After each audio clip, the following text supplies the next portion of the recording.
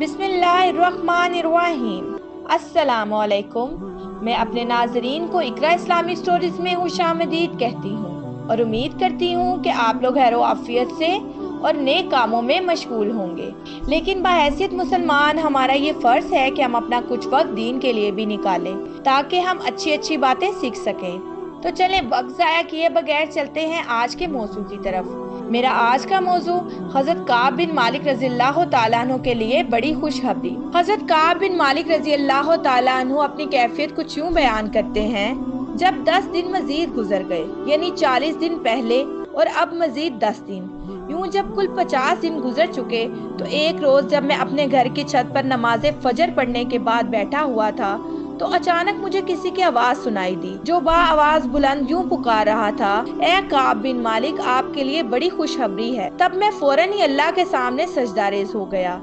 اور میں سمجھ گیا کہ میرے لیے اس آزمائش سے نجات کا وقت اب آ چکا ہے۔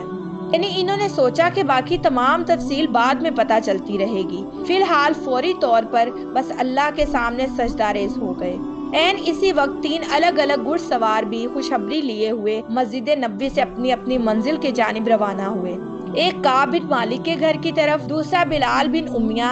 اور تیسرا مرارت بن الربیع رضی اللہ تعالیٰ عنہ کے گھر کی طرف۔ چنانچہ تھوڑی ہی دیر میں وہ گھڑ سوار کعب رضی اللہ تعالیٰ عنہ کے گھر پہنچا، لیکن وہ شخص جو کہ پہلے ہی بڑی ہی بے چینی اور بے قراری کے عالم میں دور سے ہی پکارتا ہوا اور با آواز بلند کی صدا لگاتا ہوا پیدل چلا رہا تھا، اس کی یہ صدا اس گھڑ سوار سے پہلے ہی پہنچ گئی تھی، اور یوں حضرت کعب بن مالک رضی اللہ تعالیٰ عنہ تک یہ عظیم ترین خوشخبری سب سے پہلے اسی شخص کے ذریعے پہنچی۔ لہٰذا جب وہ ان تک پہنچا تو انہوں نے فرط مسرت کی وجہ سے اور اپنے جذبات سے مغلوب ہو کر اپنا وہ لباس جو اس وقت انہوں نے پہن رکھا تھا بطور انعام اس شخص کو دے دیا اور خود پڑوسیوں سے دوسرے کپڑے مانگ کر پہن لیے۔ مقصد یہ کہ اس وقت فوری طور پر انہیں جو کچھ میسر تھا وہ اس خوشخبری لانے والے کو بطور انعام پیش کر دیا، کیونکہ وہ اس قدر عظیم خوشخبری لایا تھا کہ اسے انعام دینے میں اس ذرا برابر تحیری نے گوارا نہیں تھی۔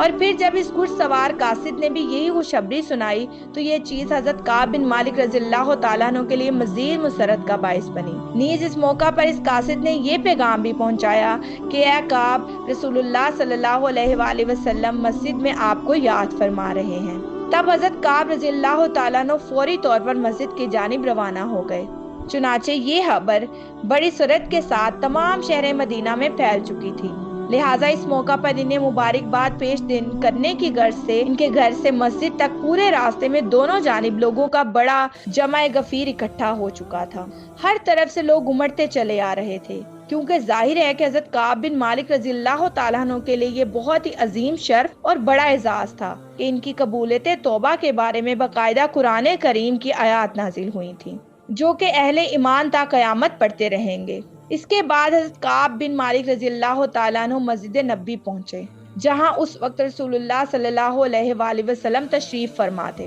نیز آپ صلی اللہ علیہ وآلہ وسلم کے ارد گرد بڑی تعداد میں صحابہ کرام رضوان اللہ علیہم اجمعین بھی موجود تھے۔ ان تمام حضرات میں سب سے پہلے حضرت طلحہ بن عبید اللہ رضی اللہ تعالیٰ عنہ نے کھڑے ہو کر نہایت گرم جوشی کے ساتھ حضرت کعب رضی اللہ تعالیٰ عنہ کا استقبال کیا، مصافحہ کیا اور بڑی مسرت کا اظہار کرتے ہوئے پرتپاک انداز میں انہیں مبارکباد پیش کی۔ اس موقع پر ان کے اس والہانہ انداز کے بارے میں حضرت کعب رضی اللہ تعالیٰ عنہ کے بیٹے عبداللہ اپنے والد کے بارے میں کہتے ہیں، یعنی اس موقع پر طلحہ کے اس انداز کو میرے والد زندگی بھر ہمیشہ یاد کرتے رہیں گے۔ تو میرے ناظرین، آپ نے سنا کہ حضرت کعب بن مالک رضی اللہ تعالیٰ عنہ واقعی سچے اور خالص مومن تھے، اور ان کی غزوہ تبوک میں عدم شرکت کی وجہ سے اللہ اور اس کے رسول صلی اللہ علیہ وآلہ وسلم کی ناراضگی اور تھوڑی سی خفگی کا باعث بنی، لیکن سچے دل سے توبہ کی وجہ سے اللہ اور اس کے رسول نے انہیں معاف فرما دیا۔ میں امید کرتی ہوں کہ میرے ناظرین ایسے بہت سے اسلامی واقعات سننا پسند کریں گے،